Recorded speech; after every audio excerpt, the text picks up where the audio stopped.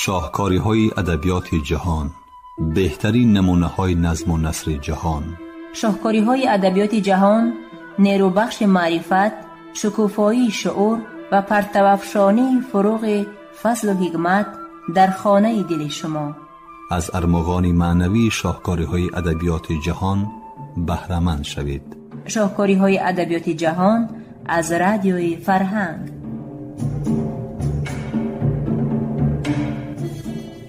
شنوندگان عزیز، گفتارمون را از سلسله خوانشی بدیعی از روی اثر نویسنده داغستانی رسول غمزاتف داغستانی من در قرائت عبدالجلیل امان بشنوید. گفتار 32.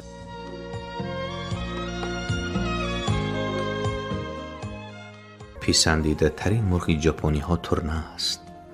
ژاپنی ها عقیده دارند که شخصی بیمار اگر از کاغذ 1000 دانه ترنه سازد صحت می‌یابد. ژاپنی ها غم و نشاط، خیرباد و ملاقات، آرزو و خیالات و شیرین ترین خاطرات خود را از پرواز ترنه ها می‌دانند. خاصه اگر ترنه ها از بالای فودزیاما گذرند. ترنه ها به من هم معقول، ولی هنگامی که ژاپنی ها پرنده پسندیده مرا پرسیدن، من عقاب را نام گرفتم.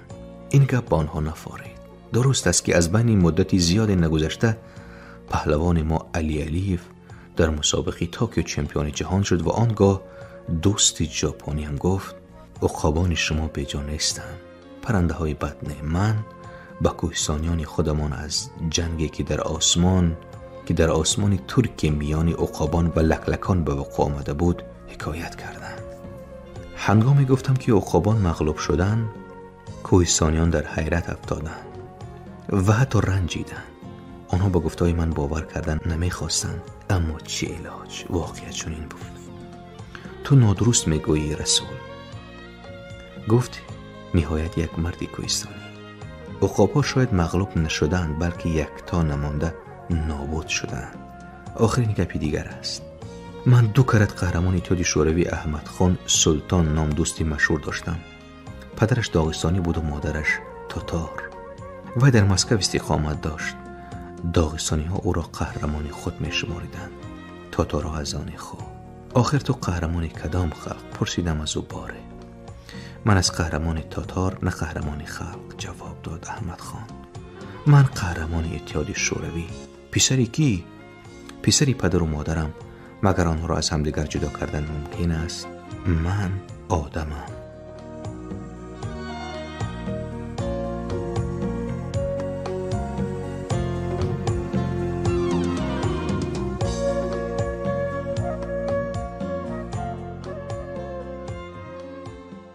شامل باره از مرزای خود محمد طاهر القهاری پرسید در داغستان چقدر آدم زندگی میکند. محمد طاهر کتابی سرشماری اهالی را گرفته دید و جواب داد. من آدم‌های حقیقی را پرسیده ایستادم. بقر آمد شامل. من این خیلی معلومات ندارم. فراموش نکن در اولی جنگی آینده شمرده برا امر کرد امام. مردم کوهستان میگویند برای قیمت حقیقی آدم را دانستن از 7 چیز باید سند گرفت: از غم، از شادی، از زن، از شمشیر، از سیم و زر، از شیشه، از خود آدم. آره، آدم و آزادی، آدم و شرف، آدم و شجاعت یک معنی را تجسم میکنند. مردم کوهستان تصور کرده نمیتوانند که عقاب دورویه شده میتواند. دورویه را آنها زاغ میگویند. آدم تنها نام نیست، بلکه عنوان است، عنوان عالی و به این پای رسیدن آسان نیست. به نزدیکی من در باطلیق سرودی زنی را در حق مردی ناسزا شنیدم. مانی کمی بر گوسفند، هم اسب را مانی کمی، مانی به کرگس یک قدر، روباه را مانی همه، مانی کمی هم ماهی را، اما کجا مردانگی، ناموس و آری تو کجا؟ من سرود دیگری زن را در حق مردی دروغگو شنیدم. گمان کردم تو انسانی، کشودم راز دل با تو. برآمد 4 مغزت پوچ، بماندم بی کس و بی کو. تو را من دیر فهمیدم، از این جرم گرانتر نیست. تو آن چرکسکی بیتن، پاپاخی که در او سر نیست. دختری که به خود نامزد انتخاب می نمود چنین شکایت کرد: اگر من پاپاخ پوش می جستم کیها می یافتم، اگر من کسی موی لبدار می جستم کیها می یافتم، من آدم می جویم. در کوهستان هنگامی که گوسفند می خرند دنبهش، پشمش، فربهی و خرابیش را می بینند. هنگامی که اسب می خرند دندانش، پویش و عموما نمودش را می بینند. اما با آدم چه خیل باید بها داد، چیش را باید دید، نامش را، کارش را. ضمناً کلمه نام در زبان اولی دو معنی دارد: یکم نام به معنی بی‌واسطه‌اش، دوم کار، خدمت، شجاعتی آدم. وقتی که پسر به دنیا میاد میگویند سیار بوگت، سیار باتگی. این چون معنی دارد بگذار با او شهرتش نام نهد، نامی خالی چیزی نیست. مادرم نصیحت میکرد از نام زیاده مکافات نیست، از حیات قیمتتر ثروت نیست. این هر دو را احتیاط بکن. کتیبه شاخجام: بسا عصر و زمان بگذشت که بوزینه هم آدم شد، چو او خو کرد بر مستی به حیوانی مسلم شد.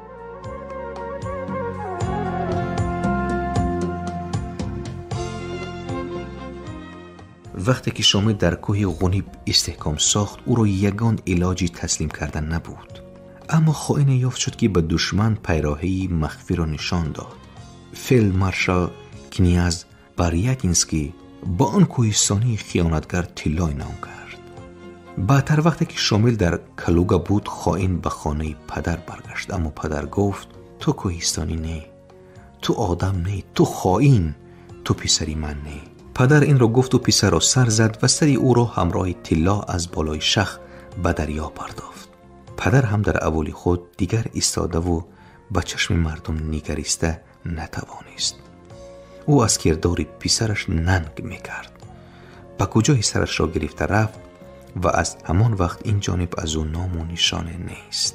کوهستانیان حالا هم اگر گذرشان به جای سری خائن را پرتافتگی افتد سنگ غرانده میگذرند. میگویند که حتی پرندگان هنگامی از بالا این شاخ گذشتن چون این صدا میدهند: خائن، خائن. به ابوطالب واقع روی داده بود. او ساعتش را برای درست کردن به نزد ساعت ساز برد. ساعت ساز آن ساعت جوانی را که در آنجا می نشست درست میکرد. بنشین، گفت ساعت ساز به ابوطالب. خیر در نزد آدم بوده است. دفعه دیگر می درآیم: کو آدم در کجا دیدی؟ حیران شد ساعت ساز. این جوان چی؟ اگر این آدم می بود تو در آمدن زمان خسته جایش را می داد. داغستان چی پروایی دارد که ساعت این گردن قفس پیش می رود یا قفا می ماند، لیکن ساعتی تو باید درست گردد. ابوطالب سپس گفته بود که وقتی عنوان شاعر خلقی داغستان را گرفتنش هم در استاخانه آن ساعت ساز، خرسند شدنش بر این خرسند نشده بود. روز مخچ دخدایف به اول می آید تا برای دسته خود جنگاور جمع کند. در گودکان 2 نفر کوهستانی را می بیند که کرتبازی کرده نشستند. السلام علیکم، کو مردهاتون به نزد من جمع کرده بیارید؟ در اول غیر از ما مرد نیست. واه، این چی اول است به مرد؟ در کجا آنها؟ در جنگ. ها، در اولتان غیر از هر دوی شمایان همه مرد بودند. در داغستان 30 قوم زندگی میکنند، اما بعض خیرتمندان میگویند که در داغستان همگی 2 آدم زندگی میکنند. چه خیل 2 آدم؟ همین خیل. یکی آدمی نیک، دیگری بد. اگر این خیل بگوییم لقمه میدهند دیگران. در داغستان 1 آدم زندگی میکند، چون که آدمان بد آدم نیستند. استاهای قوشی پاپاخ میدوزند، اما بعضی ها این پاپاخ را به سر پوشیده میکردند و بعضی ها به میخ آویخته میمانند. آهنگران امغوری شمشیر میسازند، اما بعضی ها این شمشیرها را به میان آویخته میکردند و بعضی ها به میخ آویخته میمانند.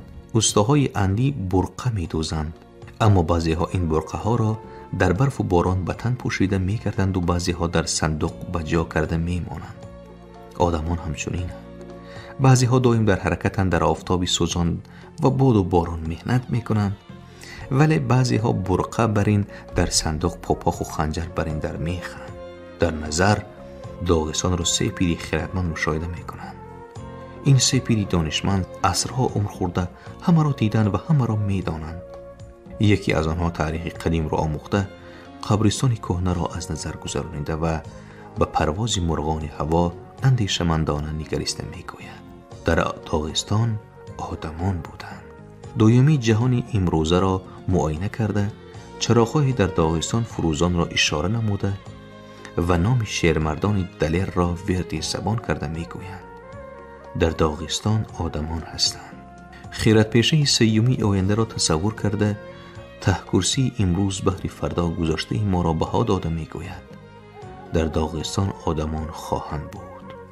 به فکرم حق بر جانبی هر سه پیر مرد است. چند پیش کیهانورد مشهور اندریا نیکولایف مهمان داغستان شده بود.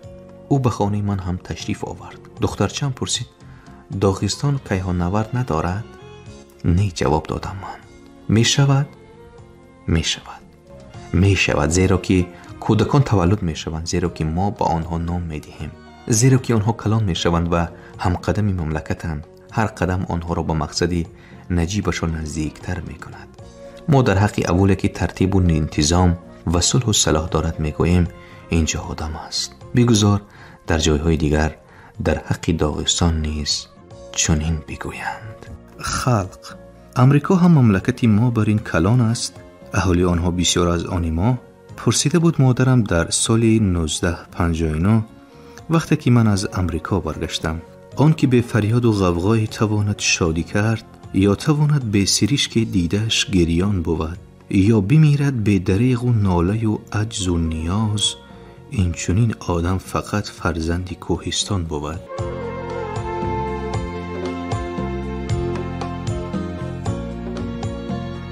شبانگاه دمی که اول در خواب است یا هنگام باران یا در هوای صاف آسمان کسی تیریزه را آهسته تیق تیق می زند. های اینجا یگان مرد هست؟ اسبت را زین زن. تو کیستی؟ کیستی گفته پرسیدی نشدی. در خانت نشستن گیر از تو چیز نمی براید. باز تیق تیق. های در این حولی یگان مرد هست؟ اسب را زین زن. کجا برای چی؟ کجا برای چی گفته پرسیدی نشدی. در خانت نشستن گیر از تو هیچ چیز نمی براید. بار سیم تیق تیق به گوشم می رسد. های در این حولی یگان مرد هست؟ اسبت را زین زن. حاضر من تیار. انا این مرد، انا این کوهستانی. آنها دو کس شده رفتند. تیق تیق. در اینجا یگان مرد هست؟ اسبت را زین زن. اینک آنها 2 نفر 3 نفر نه 10 نفر نه بلکه صدها و هزارها نفرند. به نزد عقاب پریده رفت. از قفای آدم رفت. به همین منوال خلق داغستان با وجود آمد. بادی دره گهواره می جنباند. رودی کوهی سرود می خواند. کجا بودی دینگیر دنگرچو؟ جنگل رفتن دینگر دنگرچو. پسر تولد شد به تک بالینش خنجر گذاشتند. خنجر چنین کتیبه داشت. پدرت دستی داشت که من در آن می لرزیدم. آیا دستی تو هم چنین می شده باشد؟ دختر تولد شد به دستی گهوارش زنگولچه آویختند که آن چنین کتیبه داشت. خواهری 7 دادران شوی. در دره ها ارغنچک هایی که به سری 2 شاخ بستند الوانج می خورند. پسران کلان می شوند، دختران هم. خلق داغستان کلان شد. مویلب برآورد، مویلبش تافتنباب شد. همین طریق خلق داغستان 1,100,000 نفر شد. آوازش به کوههای دور رفت. شهرتش به دل استیلاگرانی خریس آتش انداخت و آنها به داغستان دست طمع دراز کردند. داغستانیان می گفتند ما را مانع در خانه خود با پدر و مادر و زن و فرزندان خود بشینیم. ما به این هم کمیم. دشمنان جواب می دادند کم باشد هر کدامتان را زده 2 پاره می کنیم، زیاد می شوید. جنگ ها سر زدند. داغستان آتش گرفت، علنگ زد. در کوه و دره در میان شخ و صخره 100,000 نفر فرزندان بهترین داغستان، جوانانی از همه قوی پیکر و از همه شجاع و صاحب هنر هلاک گردیدند. ولی 1,000,000 نفر ماندند. باد همچنان گهواره می جنبانید. علی مادران همچنان به گوش می رسید. با 100,000 نفر پسران داغستان به وایه رسیدند. با آنها نام قهرمانان ففتیده را دادند. سپس به داغستانی استیلاگران عرب هجوم کردند. محاربه بزرگی به وقوع پیوست و همه آن به اطراف رفت. سرهای از تن جدا مثل سنگ‌ها در کوه و دره‌ها پریشان گشتند. 100,000 نفر فرزندان بهترین داغستان هلاک شدند. 100,000 جنگاور، 100,000 برزگر، 100,000 داماد، 100,000 پدر. ولی 1,000,000 نفر ماندند و همچنان گهواره ها می جنبیدند. مادران الله می گفتند کجا بودی دینگیر دنگرچو؟ جنگل رفته است دینگیر دنگرچو. 100,000 دیگر به وایه رسیدند و آنگاه شاهنشاه ایران نادرشاه خوشنام آمد. او تمام جهان را تصرف کردن می‌خواست. کاری داغستان را به یک ضربه تمام کردنی بود. یک پف کنم مانند گنگ به باد می‌روند. او به اطراف خیمه زد. نخواد که همین موشا به مقابل گربه‌های من جنگیدنی باشند. چون این سخن‌ها می‌گفت شاهنشاه پیش از محاربه.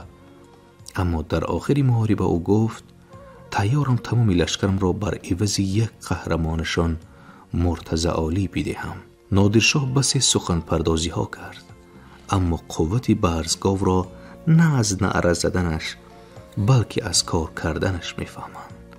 کوهستانیان شاهنشاه ایران را چنان که باد خاکستر را پریشان میکند به باد دادند.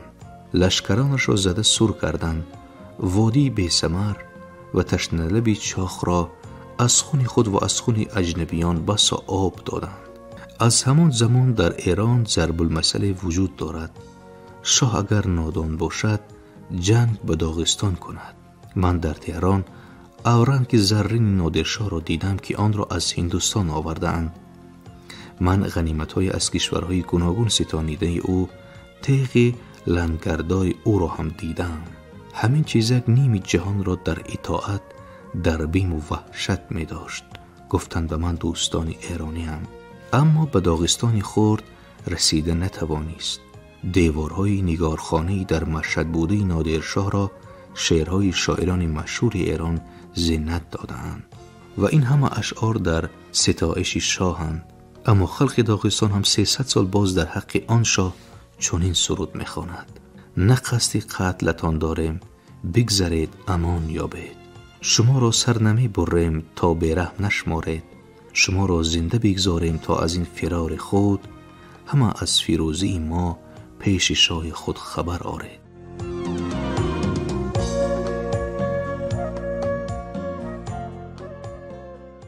در ایران عقیده دارند که نادرشاه خلقهای پراکنده را متحد نموده دولت توانای ایران را تشکیل کرده است. شاید همین طور باشد، ولی من همین را نیز می‌خواستم علاوه کنم که او برای متحد گردیدن خلقهای پراکنده داغستان برای یک شدن دلهای ما هم یاری رسانید. خلقهای داغستان را نفرت عمومیشان به شاه استیلاگر متحد گردانید. داغستان در جنگی ضد شاه از 100,000 نفر فرزندان بهترین خود محروم شد. چوپان و صیادان، سنگ تراشان و خاکپاشان، زرابان و شاعران نابود شدند. ولی 1,000,000 نفر ماندند. گهواره ها می جنبیدند. سرودها طنین انداز بودند. عاشقان معشوقه های خود را می ربودند. درون یک برعه می خفتند، بوس و کنار می کردند و نسل داغستان را دوام می دادند. با 100,000 نفر دختر و پسر، 100,000 داس و خنجر، دایره و تنبور به دنیا آمدند. آنگاه باز جنگ سر زد. در دره و پیره صدای توپرانی ها بلند شد. در جنگلزاری پشت کوه صدای تبر و تیشه ها بلند شد. سرنیزه ها درخشیدند، تیرها غریدند.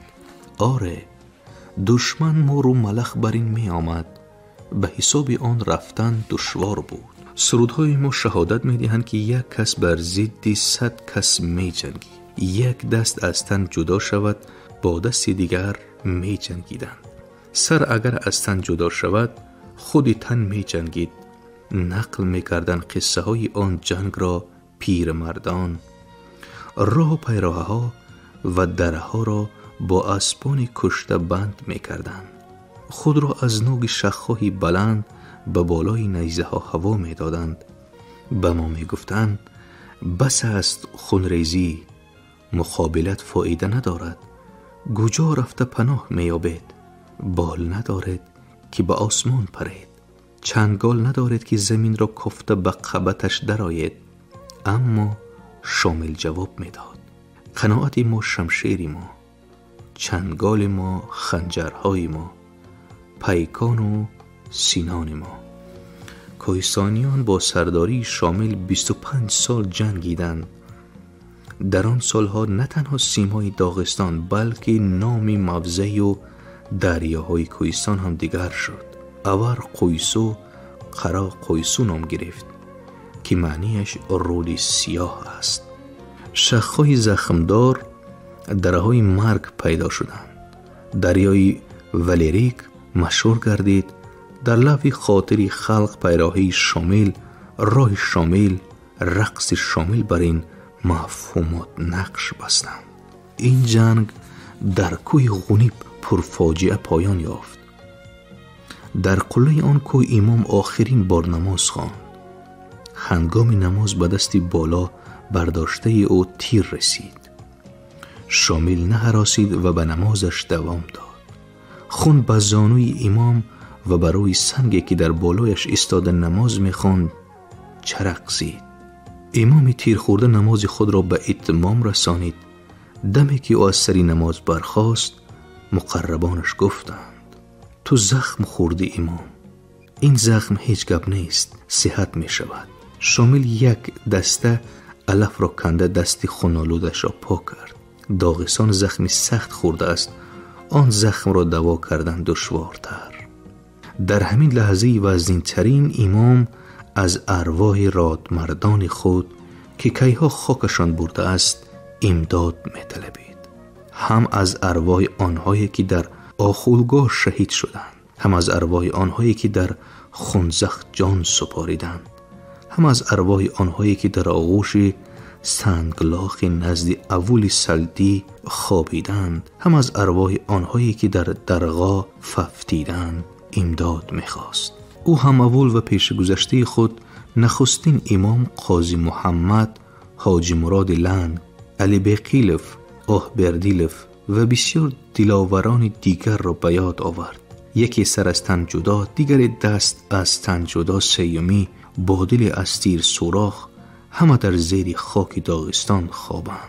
جنگ مرگ گفتن است، مرگ 100,000 نفر فرزندان بهترین داغستان. ولی شامل وقتی از روسیه بزرگ برگشتنش همانا اصرار میکرد: داغستان خورده است، خلقمان کم، من اقلا باز 1000 شمشیر زن می داشتم.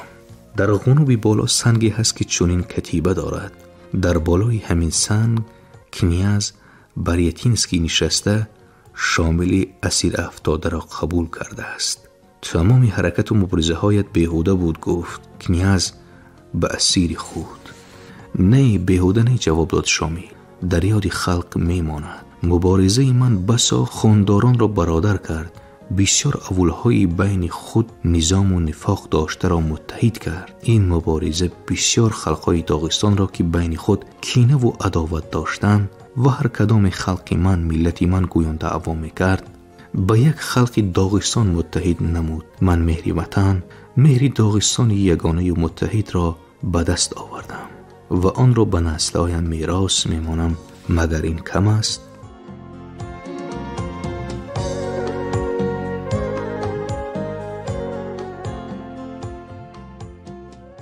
شنوندگان عزیز، یادرس می شویم که شما گفتارمان را از سلسله خوانشی بدیعی از روی اثر نویسنده داغستانی رسول غمزتوف داغستانی من در قرائت عبدالجلیل امان شنیدید. کارگردان موجیگول یوسفووا. پایان گفتار 32.